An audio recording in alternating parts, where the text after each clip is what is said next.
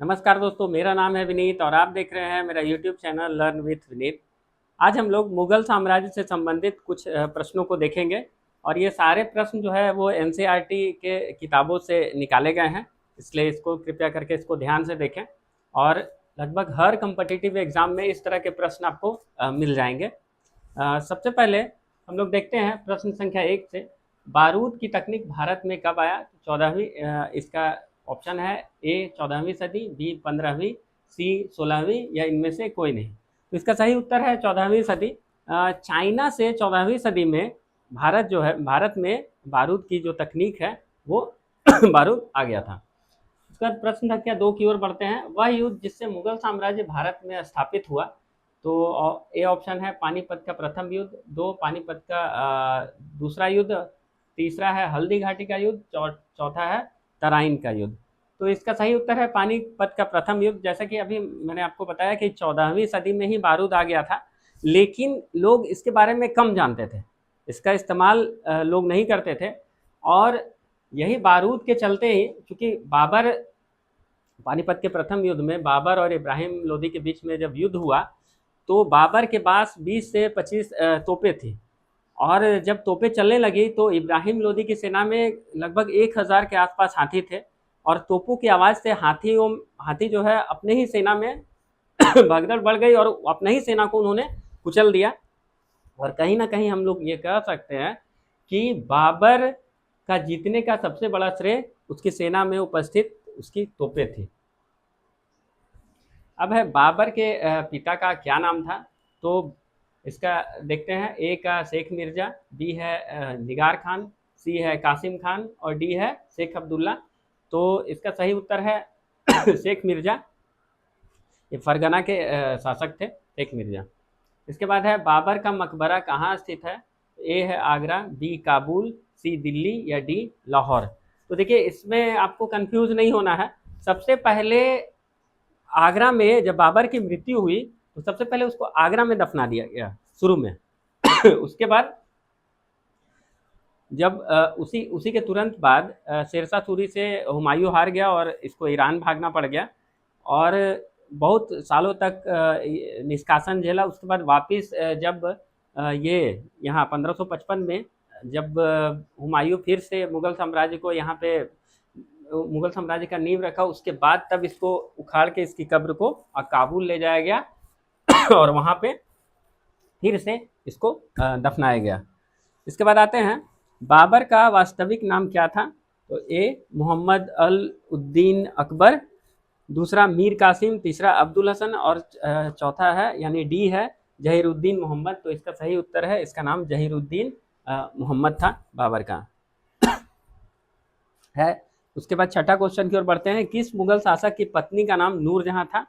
ए Akbar, B Jahangir, सी शाहजहां और D Aurangzeb. तो इसका सही उत्तर है जहांगीर की पत्नी का नाम नूरजहां था। और इसके बारे में जानिए कि शुरू में इसका नाम जो है नूरजहां नहीं था, इनका नाम जो है मेहरुनिशा था। और ये एक अली कुली खां थे, व्यापारी थे, उन्हीं से इनकी शादी जो है अकबर ने करा दी थी। और चूँकि उसने एक शेर भी मारा था, इसलिए उसको शेर अफ़गान की उपाधि जो है वो जहांगीर ने दी थी। और उसकी मृत्यु के पश्चात इसको जो है रुकैया बेगम के जो की सेवा में इसको नूरजहां को यानी मेहरुनिशा को लगाया गया। और वहीं पर फिर जहांगीर ने इसको देखा और उसके बाद इसकी शादी हुई और उसके बाद जहांगीर ने इसको नूरजहां की उपाधि से नवाजा। अब आते हैं, किस मुगल शासक को सिखों, जाटों, सतनामियों, अहोमों और दक्कन में मराठों के विद्रोह का सामना करना पड़ा? तो इसको देखते हैं इसके ऑप्शन को। ए है अकबर, बी औरंगजेब, सी जहांगीर और डी इनमें से कोई नहीं। तो जैसा कि आप जानते ही हैं कि ये है औरंगजेब है।